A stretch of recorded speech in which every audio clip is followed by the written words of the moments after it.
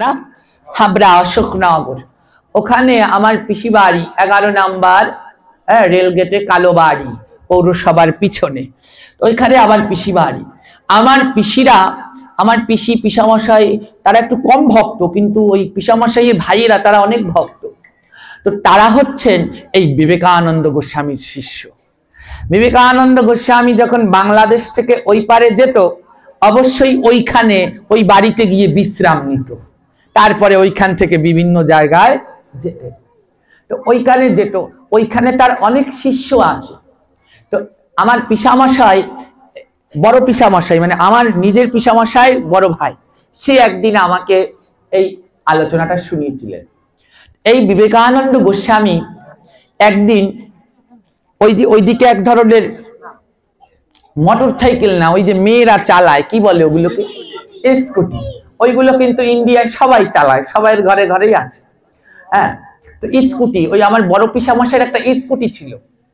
তো এই বিবেকানন্দ গোস্বামীর যারা সান্নিধ্য পেয়েছেন, আপনারা লক্ষ্য করে দেখবেন, ইনি কিন্তু কাউকে তুইও বলতো না, তুমিও বলতো না, সব শিষ্যদেরকেও কি বলতো, আপনি বলেই সম্বোধন করত। হ্যাঁ, তো ওই আমার ওই পিসামশাইকে তখন রাত্র 2-3টা বাজে, রাত্র 2-3টা বাজে ওই পিসামশাইকে ডেকে উঠিয়েছে, উঠুন উঠুন, আপনি তাড়াতাড়ি উঠুন।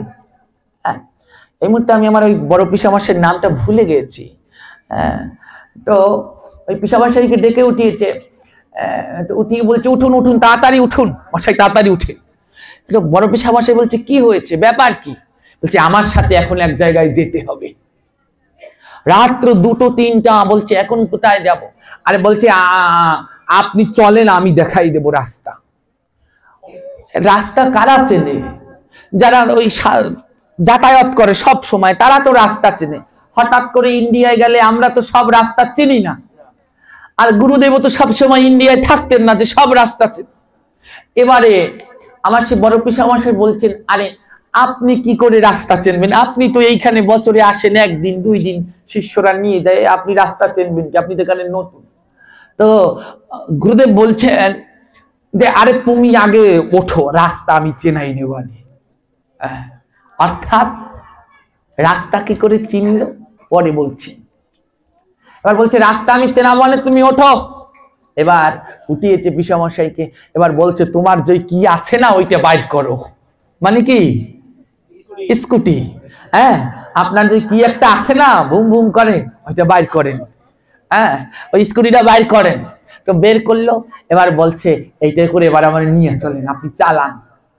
হ্যাঁ, তখন পিসামশাই বলছে, কোথায়? এই রাত্র 2টার সময় আপনি এখন কোথায় যাইবেন? বলে, চলো চলো, আমার এক শিষ্যের ছেলে খুব অসুস্থ। আমার এক শিষ্যের ছেলে খুব অসুস্থ, মন দিয়ে শুনবেন। উনি কি করে জানলো উনি ওই দিন বাংলাদেশ থেকে গেছে? ফোন তো নাই যে ফোনেই জেনে যাবে, সেই সময় তো আর এইখান থেকে গেলে পরে ওইখানে ফোন পাওয়া যেত না। বলছে, আমার এক শিষ্যের ছেলে খুব অসুস্থ, আমার শিষ্যটা শুধু ডাকছে, তুমি চলো চলো, চলেন আপনি চলেন। তো এবারে ওই গুরুদেবকে পিছনে বসিয়ে আমার সেই বড় পিসামশাই স্কুটি চালিয়ে নিয়ে যাচ্ছে গুরুদেবকে। ওই স্কুটিতে আমি কোনো সময় চালাইনি, আমি তো জানি না, পিসামশাইয়ের মুখে শুনেছি, আর আপনারা যারা চালান তারা তো জানেন। তো ওই পিছনে লোক থাকলে নাকি বোঝা যায় ওজন বেশি হলে, আর কেউ না থাকলে নাকি আবার তাও বোঝা যায় যে গাড়ি হালকা হয়ে গেছে। এবার ওই পথ দেখিয়ে দিচ্ছে গুরুদেব, এই পথে যাও, এই পথে যাও। আমার পিসামশাই অবাক, যে ইনি পথ চেনে কেমনি, তো আমরাও চিনি না। হ্যাঁ, অলি গলির ভিতর দিয়ে যাচ্ছে। এবার ওই গুরুদেব বলছে, একটু জোরে চালাও, জোরে চালাও, একটু আস্তে চালাইলে হইবে, একটু জোরে চালান, দেরি হয়ে যাচ্ছে। মানে ছেলেটা খুব অসুস্থ, আর ছেলেটার মা খুব ডাকছে গুরুদেবকে। ও মা, বিপদে পড়লে আগে কাকে ডাকতে হয়? জোরে বলেন, ডাকেন, মিথ্যা বলবেন না, আগে ডাকেন গোবিন্দকে। কিন্তু না, গুরু থুইয়া গোবিন্দ ভজে, সেই পাপী নরকে মজে। বিপদে পড়লে আগে গুরুদেবকে স্মরণ করে তারপরে গোবিন্দকে ডাকবেন। গুরু যদি সহায় না হয় কোনো গতি হবে না। সেই অশোকনগরের সেই কাঙালিনী মা, যিনি গুরুদেবের ভিতরেই সেই রাধা বিগ্রহ দর্শন করেছিলেন। ছেলে অসুস্থ, মৃত্যুর সাথে পাঞ্জা লড়ছে, কাঙালি মা গুরুদেবকে ডাকছে, গুরুদেব কোথায়, আপনি আসেন, আমার তো কোনো সন্তান নেই। ওই মায়ের ওই একটাই সন্তান, গুরুদেব আপনার কৃপা না হলে যে আজ আর রাখতে পারবো না। ওই কাঙালিনী মা ডাকছেন, আর শিষ্য যদি ডাকে, ওরে গুরু কোনো সময় যায় না, গুরুদেব সব সময় আছে, এখানেও আছে, এইখানেও আছে, আমাদের দেখার চোখ নাই তাই দেখতে পারি না। গুরুকে ডাকলেই আসে, যদি ডাকার মতো তাকে ডাকা যায়। ওই কাঙালিনী মা সেদিনকে ডেকেছিল, গুরুদেব আসুন, আপনি না আসলে আমার সন্তানকে রক্ষা করতে পারবো না।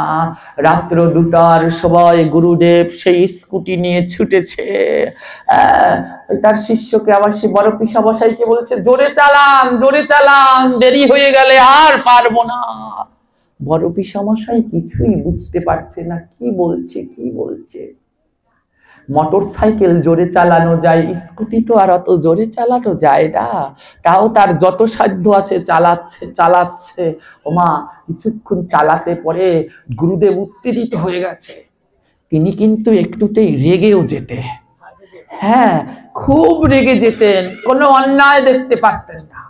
হ্যাঁ, এই যে আপনারা প্রসাদ, কালকে আমি দেখেছি, প্রসাদ যতটা পাচ্ছেন তার থেকে, যতটা লাগবে তার থেকে বেশি করে নিয়ে অনেকেই প্রসাদ ফেলে দিয়েছেন।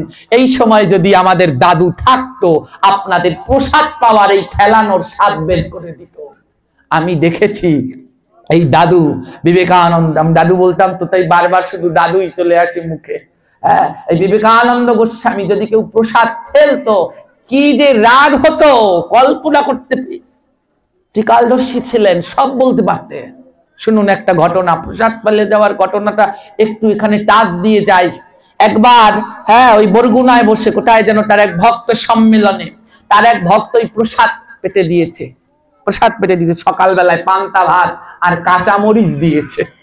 সকালবেলায় সেবা করবে পান্তা ভাত আর কাঁচামরিচ। তিনিও একজন শিক্ষিত, আমার নামটা গেছি ভুলে। এবারে ওই যেই সেবা করছে, সেবা করে ওই একেবারে থাল টাল ধুয়ে পেয়েছে, কিন্তু ওই কাঁচা লঙ্কাটা 3 ভাগের 1 ভাগ খেয়েছে, আরেক ভাগ মানে লাগে নাই। তো ওই ভদ্রলোক কি করেছে, সেই 1 ভাগ ওই থাল ধুইতে গিয়ে পুকুরের জলে ফেলে দিয়ে এসেছে। যখন ওই থাল রাখতে গুরুদেবের কাছে আসছে, গুরুদেব একটা গ্রন্থ নিয়ে এরকম পড়ছে, গুরুদেব কিন্তু মন্দিরের ভিতরে, আর উনি প্রসাদ পেয়েছে ঘরের মধ্যে বসে। তো গুরুদেব এইরকম একটা গ্রন্থ দেখছে। ওই ভদ্রলোক যখন ওই থালা রাখতে আসছে, গুরুদেব বলছে, বাবু অপচয় করা ভালো না। তিনি কিন্তু মন্দিরে প্রসাদ পেয়েছে ঘরে, বলছে বাবু অপচয় করা ভালো না, যান পুকুর থেকে ওই লঙ্কাটা নিয়ে আসেন, ধুইয়া রাখা দেবেন, পরের বেলায় খাবেন। চিন্তা করেছেন, একটা কাঁচা লঙ্কার 2 ভাগ ফেলেছিল, তা আবার এনে রেখে দিয়েছে, পরের বেলায় খাবেন। আর আপনারা ইচ্ছা মতো অপচয় করেন, করবেন না, মহা অপরাধ। যখন সেই গভীর রাত্র 2টার সময় গুরুদেবকে ডাকছেন, সেই কাঙালিনী মা, গুরুদেব কোথায়, রক্ষা করুন, আপনি না আসলে আর আজকে বাঁচাতে পারবো না সন্তান। গুরুদেব সেই বড় পিসামশাইকে বারবার বলছেন, জোরে চালাও, জোরে চালাও, তুমি জোরে চালাও। তো সে বলছে, আর তো জোরে চলে না, আর তো গাড়ি জোরে চলে না। গুরুদেব জোরে একটা আর রেগে গেলে হাই দিতেন, ওরকম একটা হাই। তো পিসামশাই, বড় পিসামশাই তার যতটা পাওয়ার আছে সেই স্কুটিটা চালাচ্ছে। কিছুক্ষণ পরে চালাতে চালাতে পিসামশাই অনুভব করলেন যে মোটর সাইকেলের পিছনে কেউ নাই, মোটর সাইকেলের পিছনে কেউ। খুব মন দিয়ে শুনবেন মায়েরা, বাবারা, কোন জায়গায় আসছেন, এইটা কোনো সাধারণ জায়গা ভাববেন না। এইখানে যা হয় গুরুর কৃপাতেই হচ্ছে, আর গুরুর কৃপাতেই। কিছুক্ষণ পরে বড় পিসামশাই অনুভব করলেন যে মোটর সাইকেলের পিছনে, ওই স্কুটির পিছনে কেউ নাই, স্কুটিটা হালকা লাগছে। পিসামশাই তখনও স্কুটি চালাচ্ছে। পিসামশাই মনে মনে ভাবলেন, বৃদ্ধ মানুষ, এত জোরে আমি তো তার কথা মতো চালাইলাম, অন্ধকারের মধ্যে কোন জায়গায় জানি পড়ে গেছে না কি হয়েছে। পিসামশাই স্কুটিটা থামালেন, থামিয়ে দেখে সত্যি পিছনে কেউ নাই, পিছনে কেউ। 1 ঘন্টার মতো স্কুটি চালিয়েছে, 1 ঘন্টার মতো স্কুটি চালিয়েছে। পিসামশাই অনুভব করেছে 5 মিনিট হয়েছে যে পিছনে কেউ নাই, কে যেন পিছন থেকে পড়ে গেছে, এরকম একটা অনুভব হলো। 5 মিনিট পরেই তিনি স্কুটি থামিয়ে দেখেন সত্যি পিছনে কেউ নাই।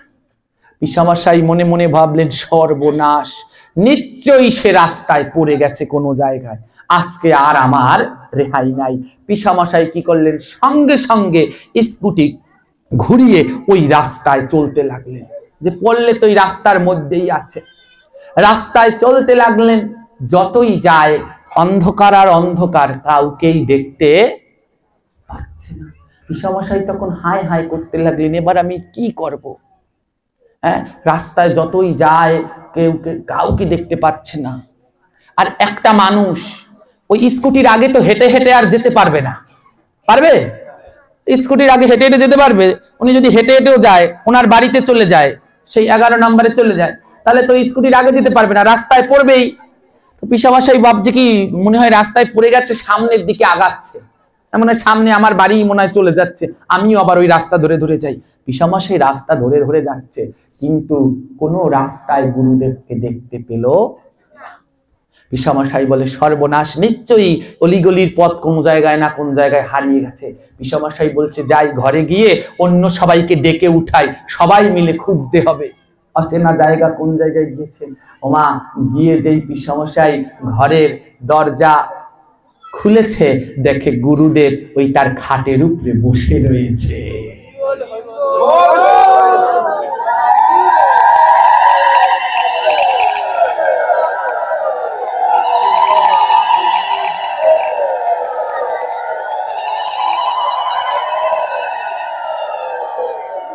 এই কথাগুলো বলতে আমার গায়ের পশম কাঁটা দিয়ে যাচ্ছে। এগুলো কোনো গল্প কথা নয়, এগুলো সত্যি। দর্শন করেছে যারা, তারা এখনো জীবিত আছে। পিসামশাই দেখছেন গুরুদেব খাটের উপরে বসা। পিসামশাই তখন কি করবেন দিশা পাচ্ছে না, কি করে সম্ভব? আমার স্কুটির আগে এই লোক এখানে কি করে আসলেন? তাজ্জব হয়ে দাঁড়িয়ে রয়েছে। গুরুদেব বলছে, বাবু ভয় পাইবেন না, আমার যে কাজ তা হইয়া গেছে, সারা হইয়া গেছে, ভয় নাই, আপনি যাইয়া ঘুমান। কালকে সকালে আমি খুব সকালে রওনা দিয়া যাব গিয়া, পরে কেউ যদি মিষ্টি আর ফল নিয়ে আসে, গোবিন্দরে দিয়া সেবা করিবে। পিসামশাই অবাক হয়ে গেলেন, কিছু বলতে পারলেন না, বোবা হয়ে গেছে, যে কথা বলবে কোনো কিছু বলতে পারছেন না, যে কি হলো এটা, আমার আগে কি করে এই লোক এখানে আসলো, কি হয়ে গেছে, আমি তো কিচ্ছু বুঝতে পারছি না। পিসামশাই গিয়ে শুয়ে পড়লেন। সকাল হয়ে গেছে। তিনি কিন্তু খুব সকাল সকাল ঘুম থেকে উঠে এক জায়গা দিয়ে রওনা দিতেন, যারা জানেন খুব সকাল সকাল রওনা দিয়ে চলে যেত। তো খুব সকাল সকাল ওই অশোকনগর থেকে রওনা দিয়ে ট্রেন ধরে চলে যায় নবদ্বীপে। নবদ্বীপে তার আশ্রম আছে, যারা গেছেন ওখানে চলে যায়। তো খুব সকালে ট্রেন ধরে ওখান থেকে চলে যায়। তো যখন 11টা-12টা বাজলো, পিসামশাই তার দোকানে যাবে, ঠিক সেই মুহূর্তে 2জন লোক আসলো। একজন ওই সেই ছেলেটার মা, ওই মা আর বাবা, তারা ফল আর মিষ্টি নিয়ে আসছে, ফল আর মিষ্টি নিয়ে আসছে। এবারে তারা এসে বলছে, গুরুদেব আপনাদের বাসায় না? তখন পিসামশাই বলছে, হ্যাঁ গুরুদেব আমাদের বাসায় ছিল, কিন্তু চলে গেছে, আপনারা কে? তখন সেই মাতাজি বলছে, কালকে রাত্রে গুরুদেব আমাদের বাসায় গেছিল, আমার ছেলের খুব শরীর খারাপ ছিল, আমার গুরুদেব গিয়ে ওই মাথায় হাত বুলিয়ে দিয়েছে, তাই ছেলেকে নিয়ে আসছি, গুরুদেবকে একটু প্রণাম করাবো।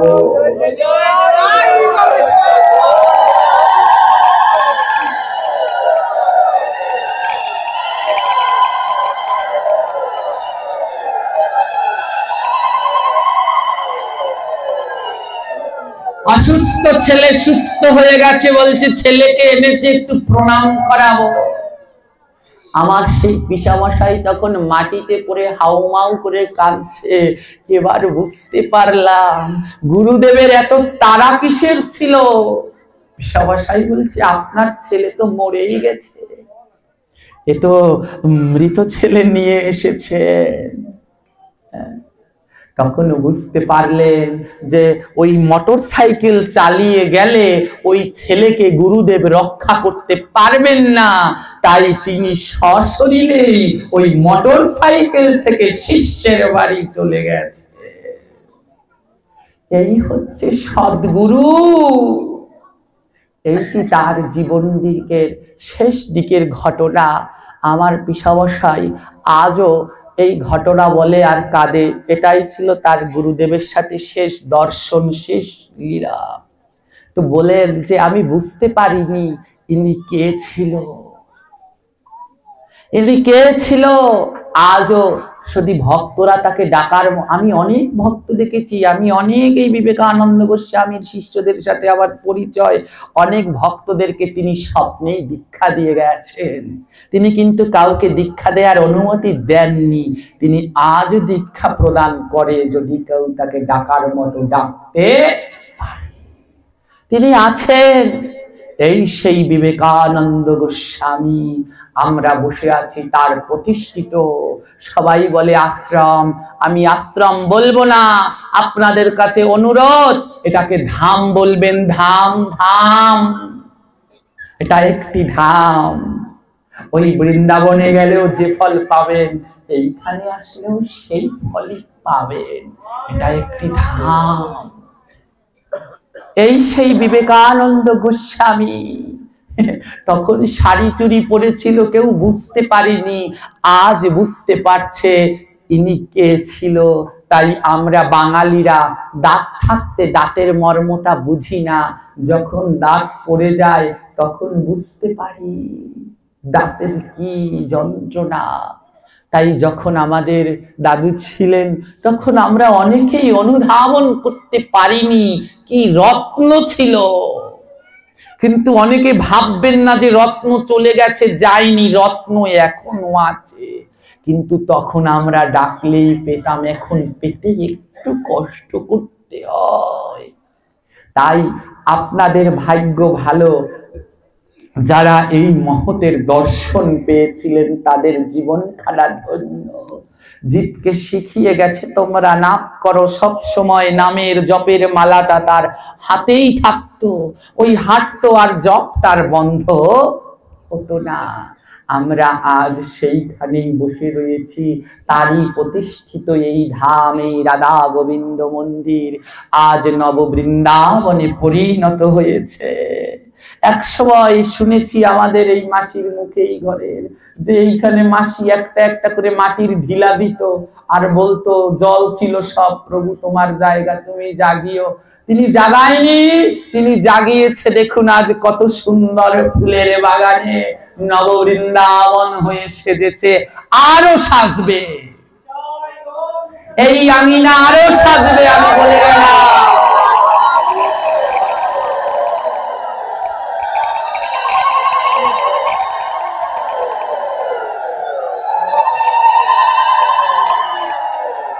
এই আঙিনা আরো সাজবে, সেজে উঠবে, নাম, প্রেমে, সৌন্দর্যে সব দিক থেকে সেজে উঠবে। কেন জানেন?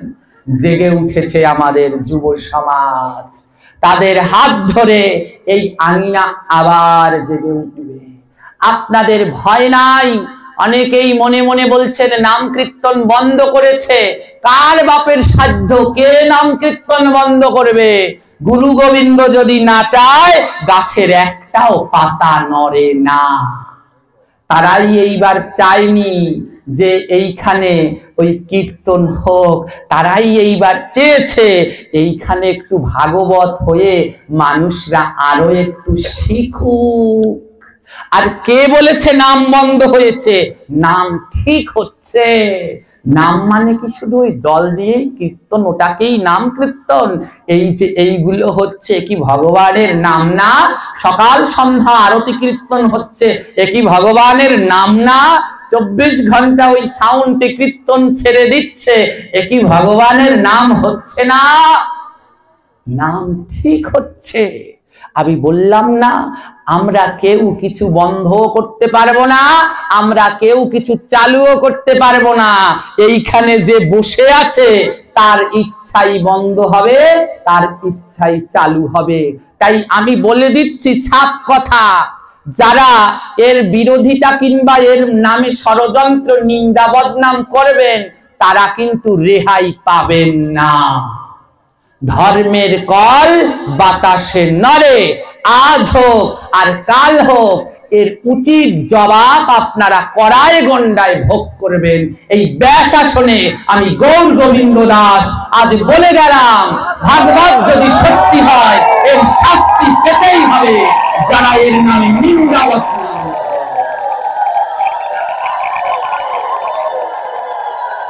আরো শুনে রাখুন, আজ প্রথম দিন কম ভক্ত, দ্বিতীয় দিন আরেকটু বেশি, আজকে আরেকটু বেশি, কালকে আরো বেশি হবে। আর পরশু দিনকে এই স্থানে আসতে আছেন আমাদের পরম শ্রদ্ধেয় বরেণ্য শিক্ষা গুরু আচার্য বিল্লমঙ্গল প্রভুজি। তিনি এইখানে পদার্পণ করবেন। সেই দিন এই আঙিনা কানায় কানায় ভরে যাবে, কিন্তু আপনারা একটু লক্ষ্য রাখবেন, সেই দিন কিন্তু আগুন লাগবে। যেই দিন বিল্লমঙ্গল প্রভু আসবে সেই দিন কিন্তু আগুন লাগবে। মনে মনে সবাই ভাবছেন কোথায় আগুন লাগবে বাবা? আগুন কোনো ঘরে কোনায় কানায় লাগবে না, লাগবে ওই নিন্দুকদের মনে। ওই যারা নিন্দা করেছে ওদের মনের ভিতরে আগুন লাগবে। কারণ এইখানে এত ভক্ত হবে, ওই কীর্তনেও যে ভক্ত হয় না সেই ভক্ত এইখানে দেখে ওই যারা বিরোধী পার্টি ছিল ওদের মনে আগুন লেগে যাবে, হায় হায় করবে, এ কি দেখছি। এই ভাগবতের যে কি ক্ষমতা ওরা সেদিন দেখতে পাবে। তাই এখনো তাদেরকে বলি, আমার গোবিন্দ, আমাদের গুরুদেব ক্ষমার আদর্শ মূর্তি, তার কাছে ক্ষমা চাইলে সে সব ক্ষমা করে দেয়। আপনারা সমস্ত দল মত সব ভেদবাদ মিলে আসুন, সবাই মিলে আমরা সবকিছু উদযাপন করি, কোনো আলাদা মত নয়। অনেকে বলে আপনি কোন মতের? এই আমাকে একজনে জিজ্ঞেস করছে, বাবা আপনি কোন সঙ্গের? তো আমার খুব কষ্ট লাগে। তা আমি বলছি আপনি কোন সঙ্গের? সেই লোক বলছে আমি সৎসঙ্গের। আমি বলছি তাহলে আমি কি অসৎসঙ্গের? আমিও সৎসঙ্গের। কেউ যদি বলে আমি মতুয়া, আমি কি বলছি আমি কি অমতুয়া? আমিও মতুয়া। কৃষ্ণ নামে যেই মেতে, যেই হরি নামে মাতে, সেই মতুয়া। তা তুমি যদি মতুয়া হও আমিও মতুয়া। তুমি যদি গৌরীয় হও আমিও গৌরীয়। তুমি যদি ইসকন হও ওই আন্তর্জাতিক ভাবনামৃত, আমি কি আন্তর্জাতিকের বাইরা? আমিও ইসকন। আমরা সবাই সমান, কোনো ভেদ করা যাবে। তুমি শ্রীগুরু সঙ্গের কেন? আমি শ্রীগুরু নয়? আমার গুরুদেব কি শ্রীগুরু নয়? শ্রী গুরুদেব কি শুধু তোমার একার? হরিচাঁদ গুরুচাঁদ ঠাকুর কি শুধু তোমার একার? সে আমারও পূজ্য, সে আমারও বরেণ্য। অনুকূল ঠাকুর কি তোমার একার? সে আমারও। আমিও সৎসঙ্গী, আমিও মতুয়া, আমিও শ্রীগুরু, আমিও ইসকন, আমিও বাংলাদেশ সেবাশ্রমের। আমরা সবাই মিলেমিশে থাকবো। আমাদের বাপ ভগবান কৃষ্ণ, আর আমরা হচ্ছে সবাই তার সন্তান। কেউ শ্রীগুরু, কেউ জয়গুরু, কেউ সৎসঙ্গী, কেউ মতুয়া। সন্তান সন্তান যদি মারামারি করে বাপের বড় কষ্ট হয়। তাই সবাইকে মিলেমিশে থাকতে হবে। আমি সব জায়গায় যাই, সব মতের অনুষ্ঠানে যাই, আমার ওই রকমের নাই। সবাইকে শিক্ষা দেওয়ার জন্য আমি তুলসীর মালাও পরি, ফটিকের মালাও পরি, রুদ্রাক্ষের মালাও পরি, আইসার মালাও পরি। সব কেন? কোনোটাই অমান্য কাউকে অমান্য করবে না, সবাই মিলেমিশে থাকতে হবে, এর নামই ধর্ম। তাই আসুন আমরা আরো যারা রয়েছেন, কোনো বিরোধিতা নয়, আমরা সবাই এক হয়ে এই নামের প্রেমের সাথে থাকবো। মনে রাখবেন মা গো বাবা, যারা দূর দূরান্তে শুনছেন, মরতে কিন্তু একদিন হবে। এই পৃথিবীতে আমরা বেশি দিন থাকতে পারবো। তাই হিংসা, দ্বন্দ্ব, বিবাদ, জাত পাত এগুলো করে লাভ নাই। আসুন আমরা সবাই এক সনাতন ধর্মের সন্তান হয়ে মিলেমিশে আমাদের ধর্মকে সামনের দিকে এগিয়ে নিয়ে যাই। জয় নিতাই। তাই এবার আমরা দাদুর নাম কীর্তন দিয়ে এই আলোচনার ভিতরে প্রবেশ করি। পরমাচার্য এই শ্রীমদ বিবেকানন্দ গোস্বামী তার প্রতিষ্ঠিত এই বাংলাদেশ সেবা আশ্রম, হ্যাঁ, সেটি শুধু বাংলাদেশের ভিতরেই নেই, সে পৌঁছে গেছে উড়িষ্যায়। কেউ যদি রথযাত্রায় যান, ওই টোটা গোপীনাথ মন্দিরের পিছনে গিয়েই দেখবেন বাংলাদেশ সেবা আশ্রম, অবাক হয়ে যাবেন, সেইখানেও তিনি পৌঁছে গেছেন বৃন্দাবনে। হ্যাঁ, সেইখানেও গিয়ে দেখবেন ভারত সেবা আশ্রম, এই সেই বিবেকানন্দ গোস্বামী। তাই সবাই মিলে একসাথে বিবেকানন্দ বল বিবেকানন্দ, হ্যাঁ হ্যাঁ বিবেকানন্দ বল বিবেকানন্দ।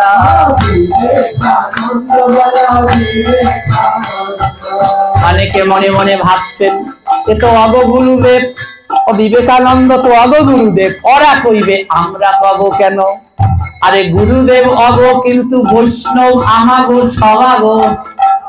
গুরুদেব অগ, কিন্তু তিনি গুরুদেব হলেও আবার বৈষ্ণব তো, আর বৈষ্ণব আমাদের সবার। আর বৈষ্ণবের নাম নিলে কি হয় জানেন? হৃদয়ের যত জ্বালা জরা শোক তাপ সব চলে যায়। তাই সবাই মিলে বিবেকানন্দ বল বিবেকানন্দ, আহা বিবেকানন্দ বল বিবেকানন্দ। আরে হবে রে আনন্দ বল বিবেকানন্দ, হবে রে আনন্দ বল বিবেকানন্দ। বাবা, এই কথাটা কি মিথ্যা? বিবেকানন্দ, তাকে ডাকলে সে আসবে না? আসবে না। বৈষ্ণব যদি আঙিনায় আসে, আনন্দ হবে না? হবে না। আর যাদের গুরু আসলে আনন্দ হবে না? হবে না। তাহলে আপনারা বলছেন না কেন? বিবেকানন্দ বল বিবেকানন্দ, ওরে হবে রে আনন্দ বল বিবেকানন্দ, বিবেকানন্দ বল বিবেকানন্দ,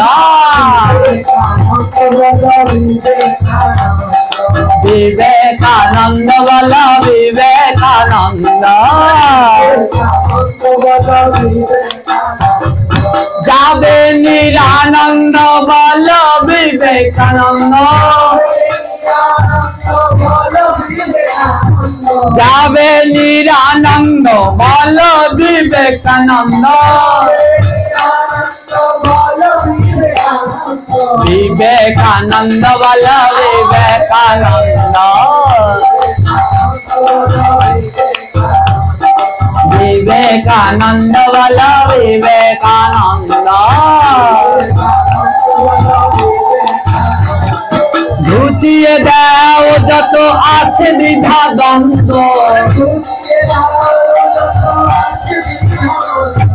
ঘুচিয়ে দাও যত আছে দ্বিধা দ্বন্দ্ব,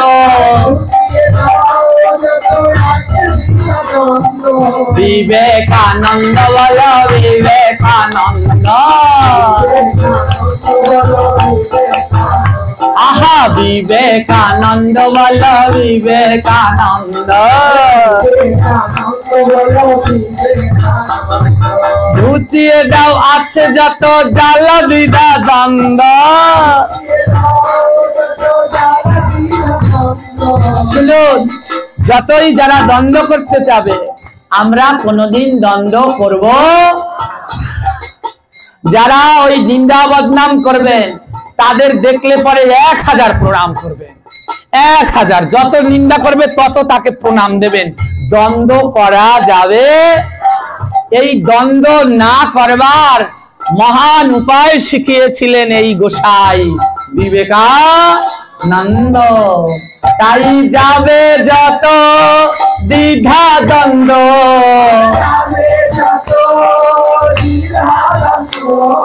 যাবে যত দ্বিধা দ্বন্দ্ব,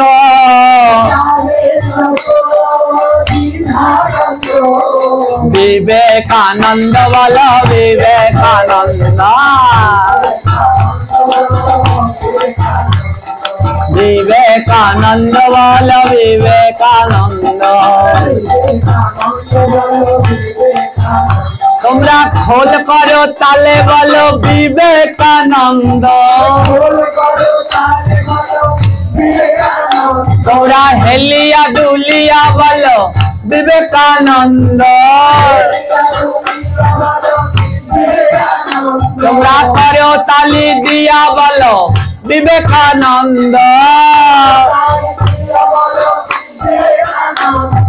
বিবেকানন্দ বল বিবেকানন্দ। আহা বিবেকানন্দ বল বিবেকানন্দ। এবার কোথায় ছিল কে আনিল, আহা কোথায় ছিল কে আনিল, এই গোপী ভাব কে শিখালো, এই গোপী ভাব কে শিখালো।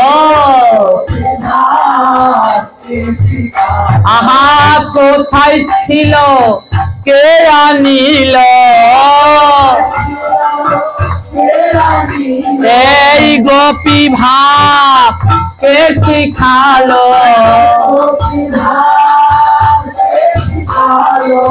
দারে দারে প্রভুর নাম বিলালো, দারে দারে প্রভুর,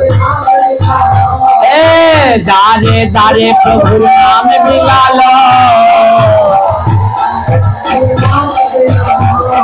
বিবেকানন্দ বল বিবেকানন্দ।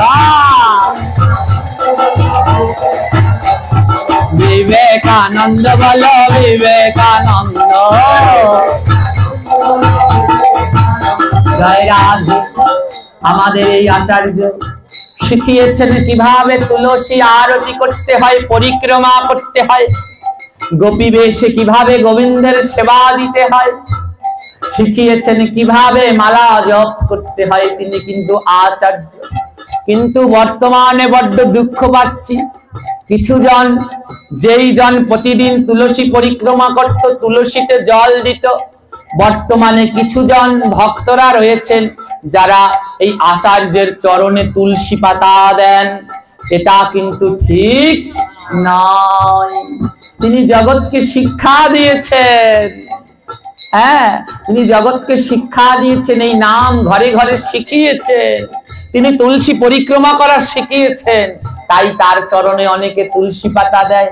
তাদের চরণ ধরে বলি, এই কাজ করো না ভাই, এতে যেমন আচার্যেরও কষ্ট হবে, তেমনি তার সংগঠনেরও কিন্তু বদনাম হয়ে যাবে। তিনি আমাদের মহান আচার্য, তিনি আমাদের মাথার উপরে থাকবে। সমস্ত গৌরীয় বৈষ্ণবরাই যেন তার বরেণ্য হয়ে থাকে।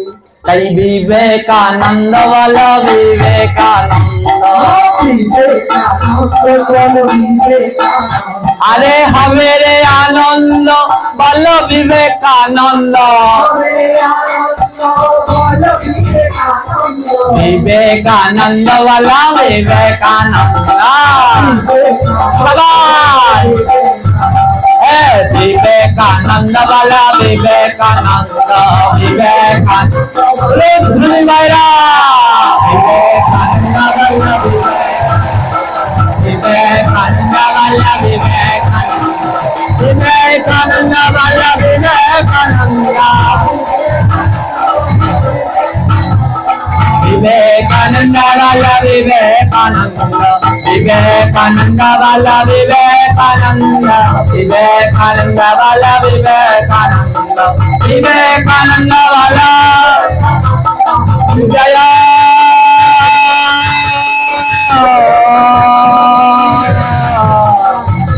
हरे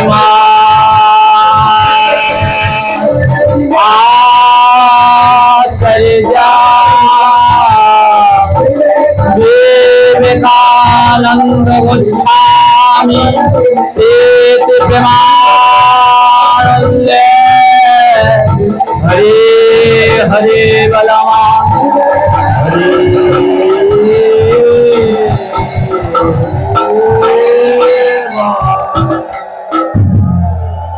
हरे हरे